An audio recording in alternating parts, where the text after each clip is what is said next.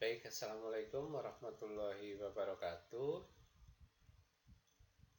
Pada perkuliahan hari ini, kita masuk di perkuliahan Palliative Care, di mana pada tema hari ini kita akan membahas tentang pain management atau bagaimana cara penata laksanaan nyeri khususnya di perawatan paliatif.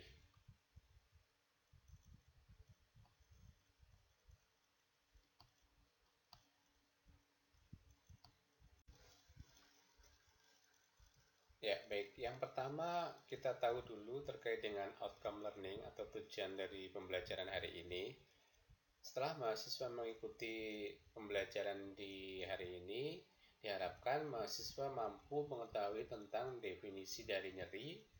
Mahasiswa juga dapat mampu mengetahui tentang fisiologi dari nyeri, kemudian tentang jenis-jenis dari nyeri, kemudian bagaimana pengkajian dari nyeri, dan yang terakhir adalah bagaimana manajemen dari nyeri tersebut. Nah, itu adalah outcome learning pada hari ini. Baik, kita masuk ke konsep atau definisi dari nyeri. Mungkin sambil mereview ya.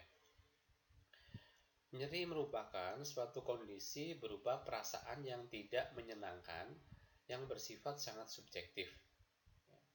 Perasaan nyeri pada seorang akan berbeda ya dengan orang yang lain dalam hal skala ataupun tingkatannya. Dan hanya orang tersebutlah yang dapat menjelaskan atau mengevaluasi dari rasa nyeri yang dialami. Jadi nyeri itu perasaan yang tidak menyenangkan yang sifatnya sangat subjektif. Jadi seseorang akan berbeda dengan orang yang lain, walaupun proses walaupun penyebabnya sama. Nah, kemudian yang berikutnya kita akan menjelaskan tentang fisiologi dari nyeri. Ya, yang pertama, nyeri itu bisa disebabkan oleh stimulasi nyeri yang berupa bisa dari zat kimia, bisa dari listrik, trauma, ataupun yang lain-lain. Kemudian dari zat-zat atau stimulasi yang dapat menimbulkan nyeri ini, dia akan merusak suatu jaringan dan kemudian jaringan tersebut akan melepaskan suatu mediator berupa nyeri, di mana jaringan ini akan melepaskan suatu senyawa yang berupa histamin, prostaglandin, serotonin, dan ion-ion kalium, serta yang lain. Kemudian histamin, prostaglandin, serotonin, dan yang lain, dia akan merangsang neuroreseptor terkait dengan nyeri. Kemudian akan dihantarkan oleh serabut tipe A-alfa dan serabut tipe C. Kemudian dari serabut tipe A-alfa dan serabut tipe C diantarkan ke dalam medula spinalis. Ya. Dari medula spinalis, maka respon ini akan mengaktifkan sistem aktivasi retikuler. Yang pertama, yang kedua akan merangsang pada area grisea pericuductus yang nantinya dari sistem aktivasi retikuler dia akan merangsang hipotalamus dan sistem limbik di dalam otak. Ya, kemudian di dalam otak atau korteks somatosensorik dia akan mampu mempersepsikan suatu rangsang nyeri. Ya, persepsi nyeri. Kemudian juga tadi di area grisea periconductus dia akan merangsang talamus ya, atau pada bagian otak, di mana talamus ini nanti akan mempersepsikan suatu nyeri yang dimunculkan. Ya, kemudian dari persepsi nyeri maka timbullah rasa nyeri yang dialami oleh penderita tersebut. Nah, ini secara fisiologis dari nyeri. Kemudian kita akan masuk ke jenis-jenis dari nyeri. Yang pertama ada nyeri akut. Nah, nyeri akut ini merupakan suatu nyeri yang berlangsung dari beberapa detik hingga kurang dari 6 bulan. biasanya dengan awitan, tiba-tiba dan umumnya berkaitan dengan cedera fisik. Nyeri akut ini akan mengindikasikan bahwa terjadi kerusakan atau cedera yang telah terjadi. Kemudian yang kedua adalah nyeri kronis. Nyeri kronis merupakan nyeri konstan atau intermittent yang menetap dan sepanjang suatu periode waktu yang lama atau lebih dari 6 bulan. Nyeri ini akan berlangsung di luar waktu penyembuhan yang diperkirakan dan sering tidak dapat dikaitkan dengan penyebab atau cedera-cedera fisik. Ya, bisa juga nyeri kronis ini terjadi pada penyakit-penyakit dengan kasus-kasus terminal, contohnya pada pasien-pasien kanker, pada pasien-pasien kanker. Ya, kalau di paliatif biasanya pasien-pasien kanker ya itu mengalami nyeri yang kronis. Berdasarkan lokasinya, menurut Sulistyo 2013 dibedakan menjadi yang pertama adalah nyeri perifer. Nyeri perifer ini dibedakan menjadi 3, ada nyeri superficial, visceral, dan nyeri alih. Nyeri superficial merupakan nyeri yang muncul akibat adanya rangsangan kulit dan mukosa. Yang kedua, nyeri visceral merupakan suatu rasa nyeri yang muncul akibat stimulasi dari reseptor nyeri di dalam rongga abdomen, kranium, atau torak. Yang ketiga, atau nyeri alih, di mana nyeri yang dirasakan pada daerah lain yang jauh dari penyebab nyeri.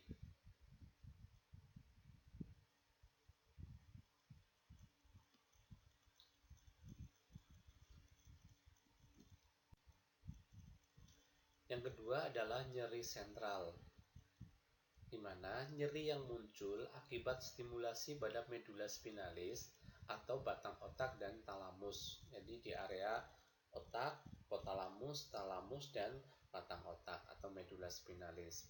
Yang ketiga adanya nyeri psikogenik. Nyeri psikogenik ini merupakan nyeri yang tidak diketahui penyebab fisiknya. Dengan kata lain, nyeri ini akan muncul akibat pikiran ya, pada penderita itu sendiri. Jadi nyeri yang dirasakan bukan karena suatu respon eksternal dari luar, ya cedera dan sebagainya, tapi yang disebabkan karena psikis atau proses pikir dari penderita itu sendiri.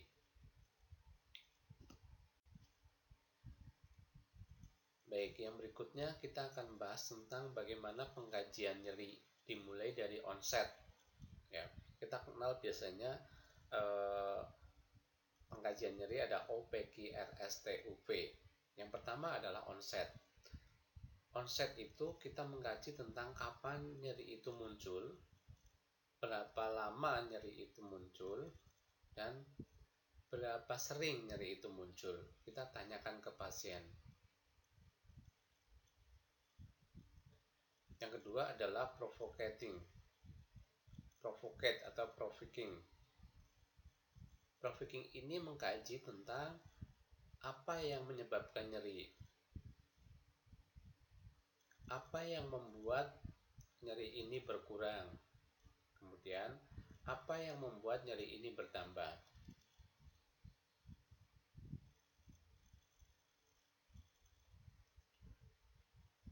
Yang ketiga adalah quality, di mana pengkajian quality ini adalah mengkaji bagaimana rasa nyeri yang dirasakan. Bisa tidak digambarkan nyeri ini dirasakan, contohnya seperti terbakar, tertusuk-tusuk, seperti tertindih berat, beban berat, dan sebagainya. Yang keempat adalah regio atau lokasi. Lokasi ini dikaji di mana lokasi dari penyebab nyeri ini, ya, apakah menyebar atau tidak. Yang kelima adalah severity atau skala. Ditanyakan tentang berapa skala nyerinya. Kita tanya ke pasien dari mulai 0 sampai 10. 0 itu skala nyeri 0 itu tidak nyeri, 10 itu nyeri yang hebat. Ya. 1 sampai 3 itu adalah nyeri ringan, 4, 5, 6 itu adalah nyeri sedang, 7, 8 adalah nyeri berat, 9, 10 adalah nyeri yang sangat berat. Tanyakan ke pasien letak nyeri itu ada di angka mana. Yang T adalah treatment atau tindakan yang biasanya dilakukan pasien. Pengobatan atau terapi apa yang digunakan untuk mengurangi rasa nyeri? U adalah understanding. Kita kaji apa yang Anda percayai tentang penyebab nyeri ini. Bagaimana nyeri ini mempengaruhi Anda atau keluarga Anda. Pemahaman tentang konsep nyeri. Apakah nyeri ini sangat mengganggu? Apakah nyeri ini sangat mempengaruhi aktivitas Anda? Ya. Nah, itu tanyakan kepada pasien. Yang terakhir, V atau value, ini mengkaji tentang harapan tentang nyeri. Apakah pencapaian Anda untuk nyeri ini? Tanyakan ke pasien. Biasanya menjelaskan tentang harapannya adalah pasien ingin mengatakan nyeri ini cepat segera sembuh. Oke, jadi pengkajian nyeri ada O, P, Q, R, S, T, U, V.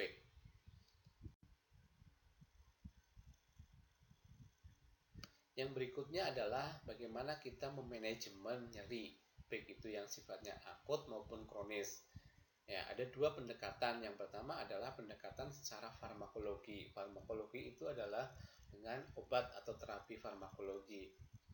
Ya, teknik farmakologi merupakan cara yang paling efektif untuk menghilangkan suatu nyeri dengan cara pemberian obat-obatan pereda nyeri, terutama untuk nyeri yang sangat hebat. Ya, sangat hebat itu nyeri tingkat 10, skala 10 yang berlangsung selama berjam-jam atau bahkan berhari-hari.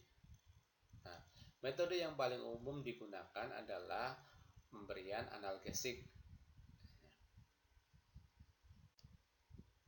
Ya, pemberian analgesik ini dibagi menjadi beberapa. Yang pertama adalah analgesik non-narkotik atau analgesik non-narkotik dan antiinflamasi non-steroid (NSAID).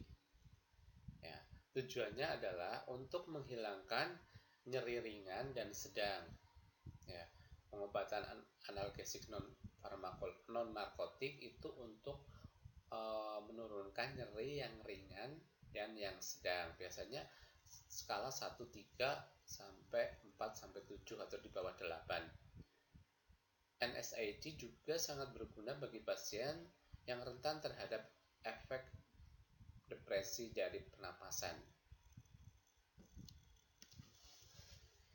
Yang kedua, analgesik narkotik atau opioid. Ya, jadi analgesik yang ada tambahan di dalamnya adalah narkotik. Ya, analgesik ini umumnya diresepkan untuk mengurangi nyeri yang sedang sampai yang berat. Ya, contohnya nyeri pada pasien-pasien pasca operasi. Ya, efek samping dari opioid ini adalah dapat menyebabkan depresi pernapasan, sedasi, konstipasi, ataupun mual muntah. Jadi pemberian analgesik ini harus dipantau apakah pasien semuanya ya, baik narkotik maupun yang non-narkotik maupun yang narkotik, apakah pasien ini setelah diberikan obat-obat anti nyeri ini dapat mempengaruhi pola pernapasannya atau tidak. Yang berbahaya ini jika efek samping dari obat ini adalah dia mengganggu dari sirkulasi rate-nya atau proses pernapasan pasien. Jadi perlu dipantau.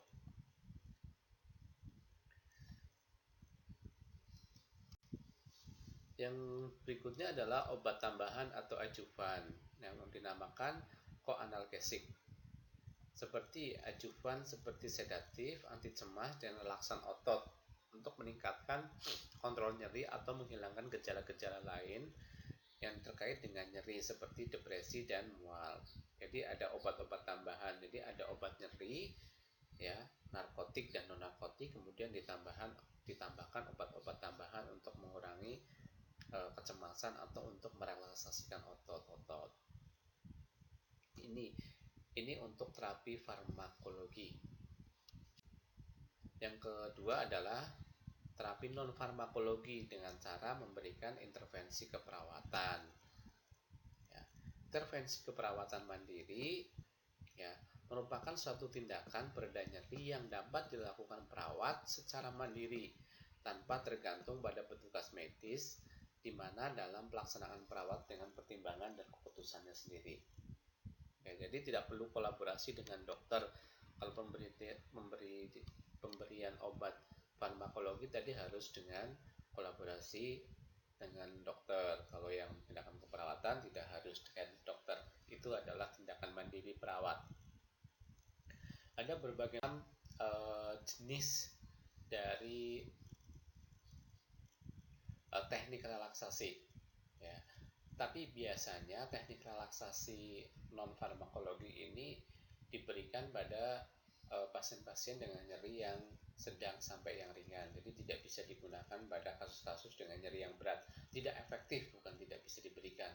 Ya, akan efektif jika diberikan pada pasien-pasien dengan tingkat nyeri atau skala nyeri sedang sampai ringan, seperti itu. Ada beberapa jenis, nanti kita akan coba bahas jenis-jenis terapi relaksasi. Yang pertama adalah massage dan stimulasi kutaneus. Nah, massage dan stimulasi kutaneus. Massage merupakan massage atau stimulasi kutaneus tubuh. Massage itu adalah suatu masase atau pemijatan ya, di area-area punggung dan di bahu. Ini yang dimaksud dengan massage ya, stimulasi kutaneus. Fungsi dari massage ini dapat membantu pasien merasa lebih nyaman. Sedangkan stimulasi kutaneus adalah stimulasi kulit yang dilakukan selama 3-10 menit untuk menghilangkan nyeri. Ya. Ini bekerja dengan cara melepaskan endorfin sehingga akan memblok transmisi stimulasi nyeri. Nah, ini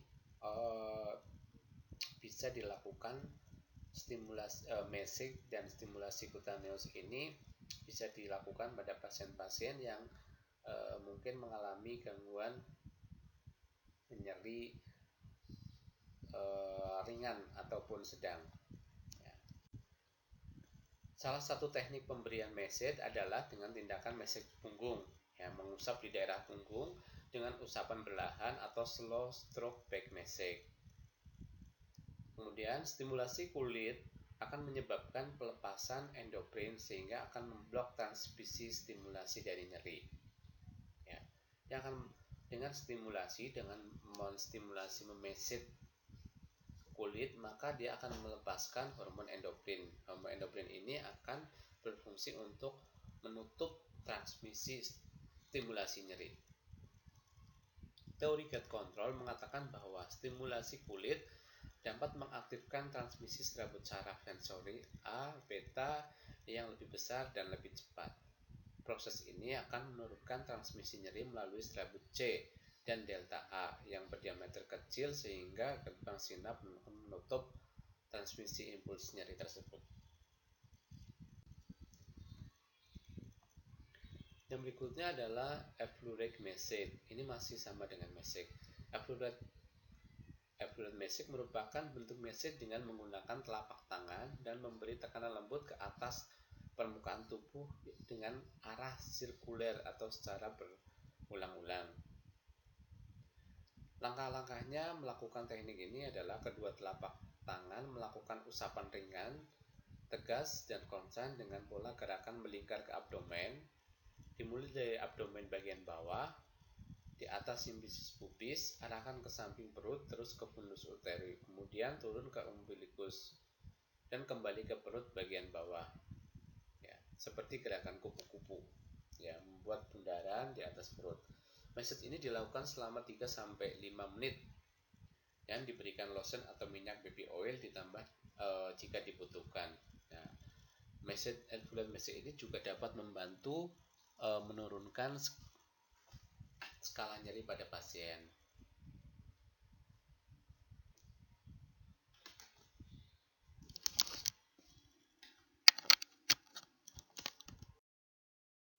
Yang berikutnya adalah distraksi.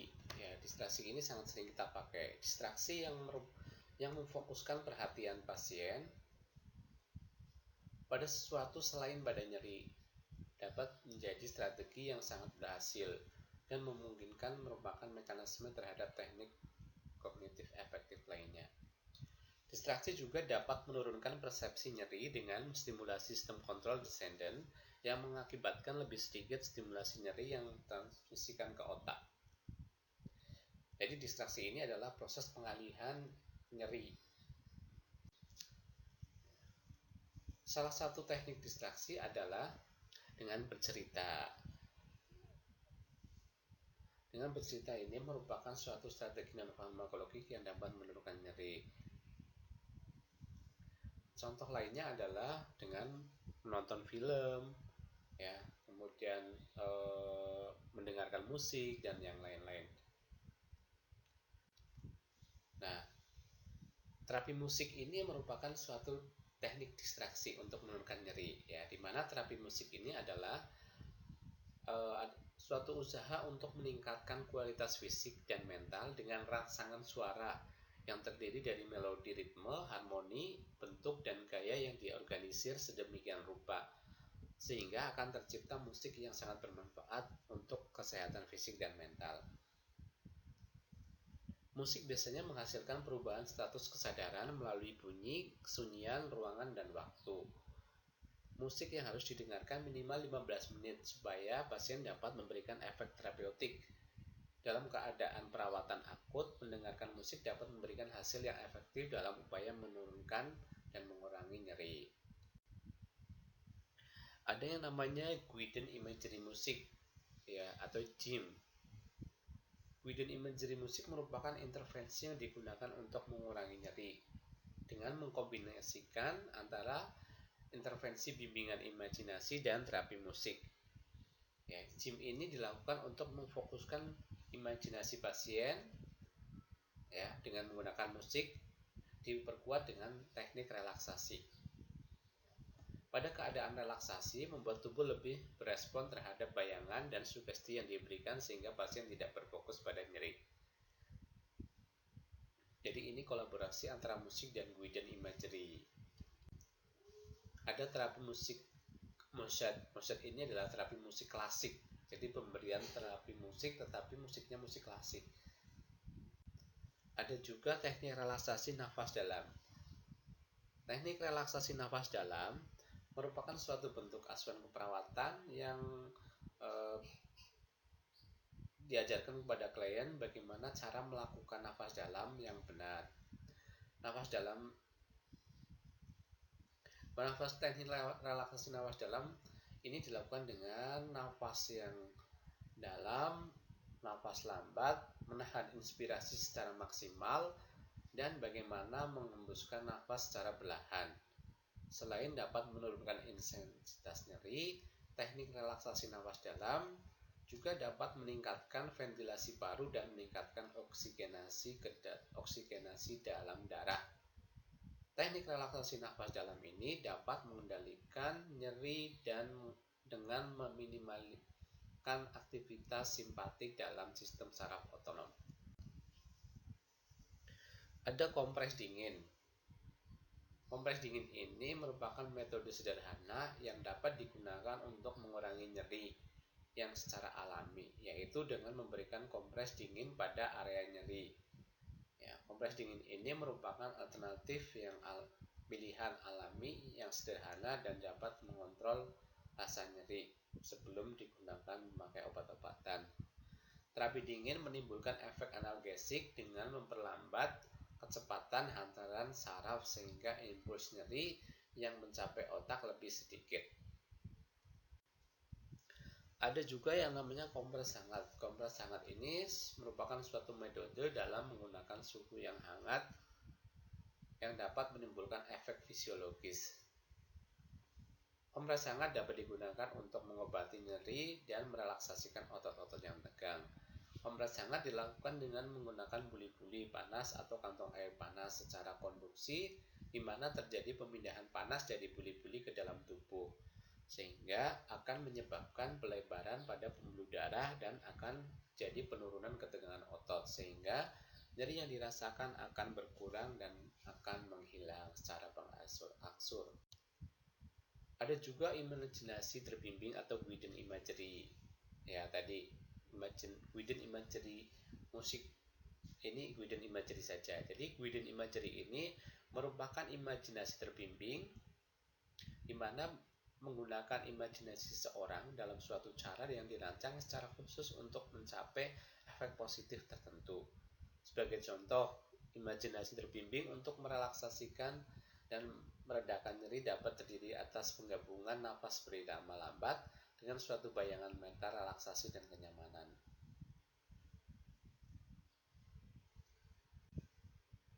Baik, jadi sebenarnya masih banyak teknik relaksasi yang bisa dilakukan oleh perawat untuk mengurangi skala nyeri pada pasien. Yang tadi disebutkan ada terapi musik, guided imagery, distraksi, relaksasi nafas dalam. Ada juga yang kalau kita lihat di jurnal-jurnal yang terbaru ini adalah terkait dengan teknik relaksasi dengan murotal, bacaan murotal, kemudian dengan berzikir, dengan membaca Al-Quran, ya, dengan yang aromaterapi, kemudian akupressure, masih banyak sekali teknik relaksasi yang bisa kita lakukan untuk mengurangi nyeri. Baik, jadi tadi sudah kita bahas satu persatu mulai dari definisi nyeri, konsep nyeri akut dan kronis, fisiologis, yang terakhir adalah manajemen nyeri. Silahkan nanti mahasiswa bisa mereview kembali materi yang sudah saya sampaikan, kemudian mencari literatur, ya, bahasan-bahasan yang terbaru terkait dengan nyeri ataupun jurnal-jurnal yang terkait dengan nyeri.